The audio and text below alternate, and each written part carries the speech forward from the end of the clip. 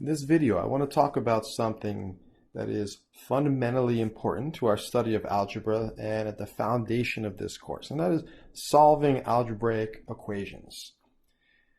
I've talked a lot about solving applications or word problems in a number of my previous videos, and in this video I want to focus just on the mechanics of solving an equation, which is always a part of the process of solving a word problem. Now, before I get into any specific examples, let me just talk about solving word problems in general. So you'll see this picture of a scale on the screen. Now, I think this accurately represents a mathematical equation, because a mathematical equation is basically just a mathematical model of a scale. When you see an equal sign, in an equation, that's a symbol that tells you the left-hand side and the right-hand side have the same value. They mean the same thing. They may look different. In the same way, 4 quarters and a $1 bill look different. But if you ask for change for $1 and you swap out a piece of paper for 4 metal coins, all you've done is changed what that looks like, but not the meaning of what it is. $1 is $1, whether it's a piece of paper or 4 coins. All right, so if we look at this scale over here, when the scale is balanced, when it's balanced, that means the two sides have the same amount of weight. So let's say we have 2 units. Let's say these are 2 pounds, 1 pound each. So we have 2 pounds on the left. For the scale to be balanced, we need also 2 pounds on the right. Okay? So now we have the same amount of weight on the left and the right, so the left side equals the right side. But if we were to put a 3rd pound on one of the sides, well, what would happen? Let me pull in this other picture of a different scale. All right, and so if we have our 2 pounds on the left and our 2 pounds on the right, and if we go ahead and add a 3rd pound on the right-hand side, that means the right-hand side is now heavier, so the two sides are not equal. So the only way that you can make changes to the scale is if you do the same thing to both sides. If we were to put 1 pound on the right, so increase the right-hand side by 1, we would have to also increase the left-hand side by 1 in order to maintain equality. And this is exactly how algebra works in the context of solving equations.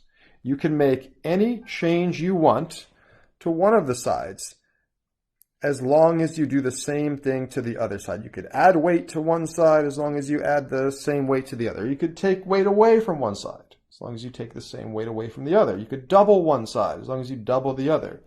So when we're solving equations, we want to maintain balance. That is at the core of solving equations. We want to maintain balance. Whatever you do to one side, you have to do to the other.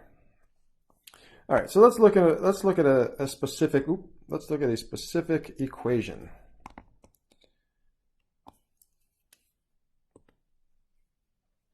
All right, so number 1 on the worksheet, I'm going to cover the first 4 problems in this video. The first equation is 19 equals -20 plus z. So to solve the equation means to find what is the value of z that makes the two sides equal. If the left side is 19, the right side has to also be 19. And so I could replace these colored blocks on the scale with the two sides of the equation. So we could put a 19 on the left and a -20 plus z on the right. Now I'm obviously not going to use this image of a scale every time I solve an equation, but for this first example, I think this visual aid is very accurate in depicting what's actually going on. All right, so to solve an equation, we need to rewrite this equation or rewrite this mathematical statement so that we convert it to the form z equals some number. And we want to know what that number is that z represents. Now remember, in algebra, a variable is a temporary placeholder for an unknown number. We only need the variable until we figure out what number it represents. So we want to know what is the value for z such that the two sides are in balance. The two sides are equal. And we talked about two rules. So the first two rules that we'll look at for solving equations, that's the addition subtraction rule, and then second is the multiplication division rule.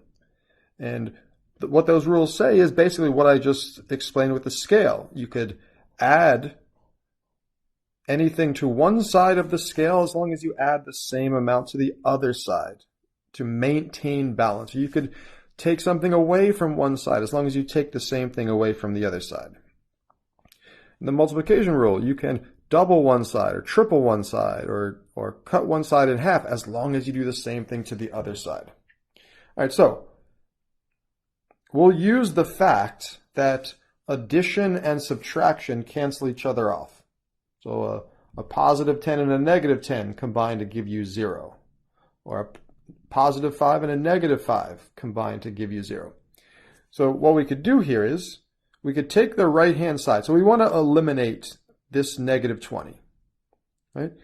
So to eliminate a negative 20, we need to bring in the opposite. So the opposite of a negative 20 is a positive 20. So we could add 20 to the right-hand side. That way, the negative 20 and the positive 20 will cancel. So what we've done is we've put a negative 20, we put a positive 20 on the right-hand side of the scale.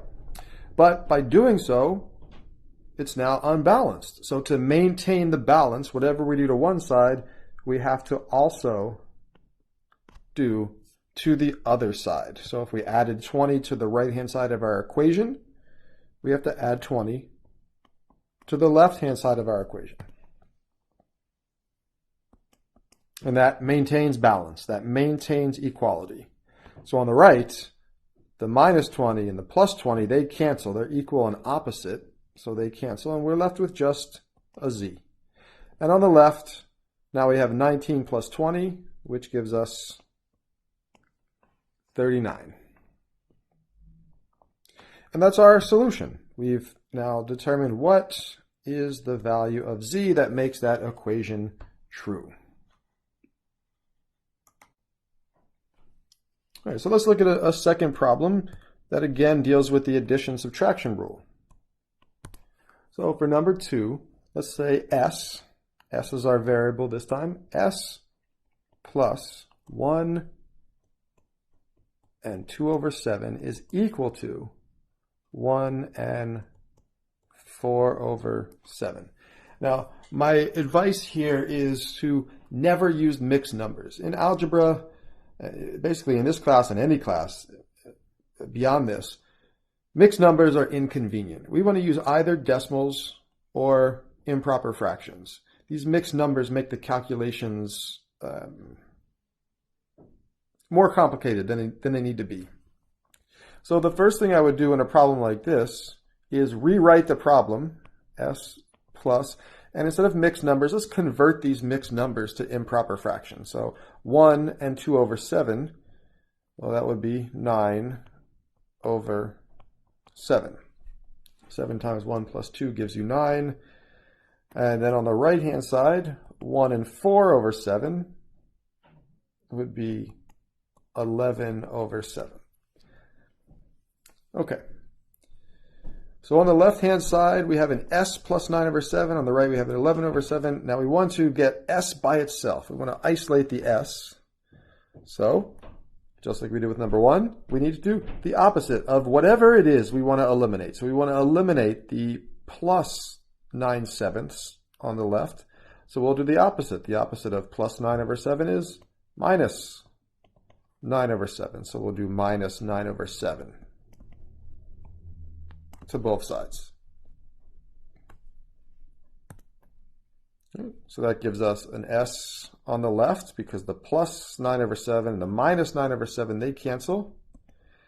And we have 11 sevenths minus 9 sevenths, so we're left with 2 sevenths, 2 over 7. Now these are two very simple examples. And when I say simple, simple doesn't mean easy. Simple means short. Simple means a process that can be done in very few steps. These were just one-step problems, one application of the addition rule. And later we'll start combining the rules together and seeing them applied multiple times within the same problem. All right, let's move on to number 3. And again, I'm thinking about these equations in the context of a scale in which we need to maintain balance. I'm not drawing a scale every time, but that's how I think about these equations.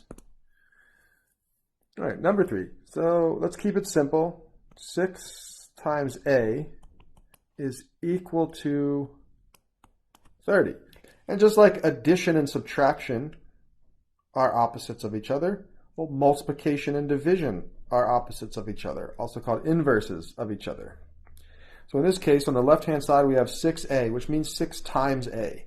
Now in algebra, when you have a number next to a letter, that means multiplication.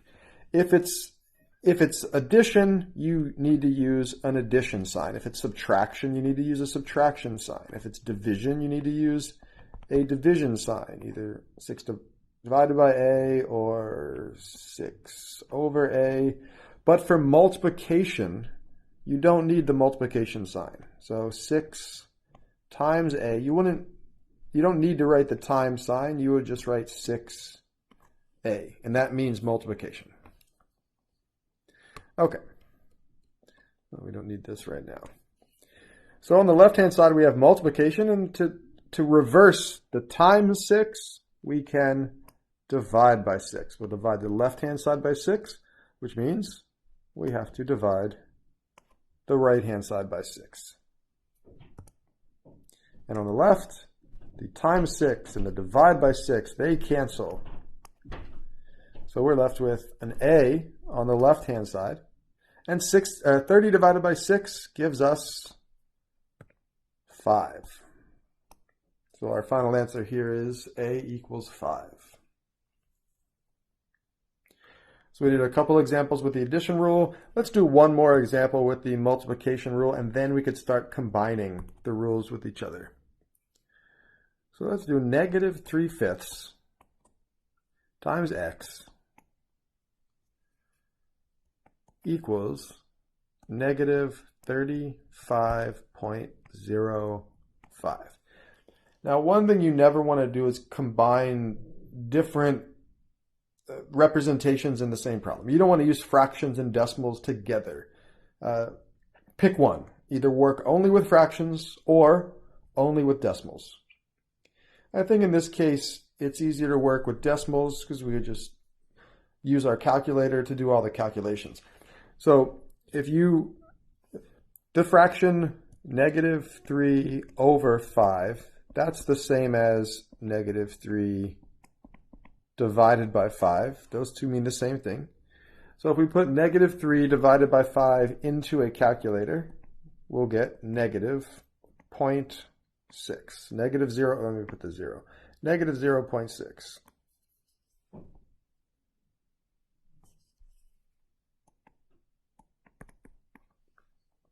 All right, so just like we rewrote the problem number 2, we changed the mixed numbers into improper fractions. Same thing for number 4. Let's change the fraction into a decimal before we do any solving. So the negative 3/5 x, well, the number negative 3/5 we see as negative 0.6, so that's the same as negative 0.6x equals negative 35.05. All right, so now we have decimals across the board. On the left, we have multiplication. So the opposite of timesing something by negative 0.6 is dividing something by negative 0.6. Now, again, whatever we do to one side, we always have to do to the other side to maintain balance. So on the left, the times negative 0.6 and the divide by negative 0.6, they cancel. So we have x by itself. That's what we want.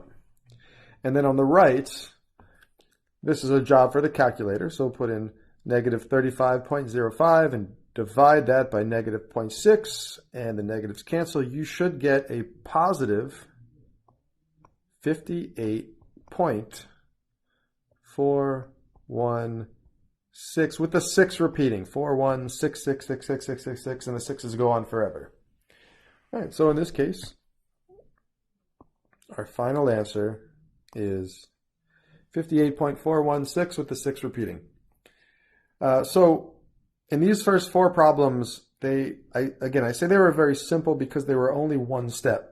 Excuse me.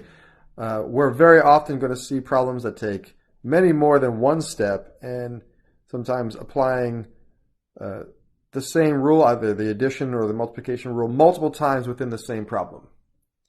And so I'm going to end here. I'll pick up where I left off, starting with number 5 on my next video. But just to give a quick preview, the first problem I'm going to do in the next video is solve the equation. Let's go with 5 times the quantity, 3x minus 1 is equal to 20. So now we're getting progressively more complicated, meaning more steps in solving. So you'll see here, there's multiplication going on, there's subtraction going on. So we're going to have to apply both rules in this problem. So this will be the first one that I tackle in the next video. So when this video, as this video ends, you should maybe take a break for a couple of minutes, but it's probably a good idea to watch the next video immediately following this one, where I continue on solving the rest of the problems. All right. That's it for now. I hope this was helpful.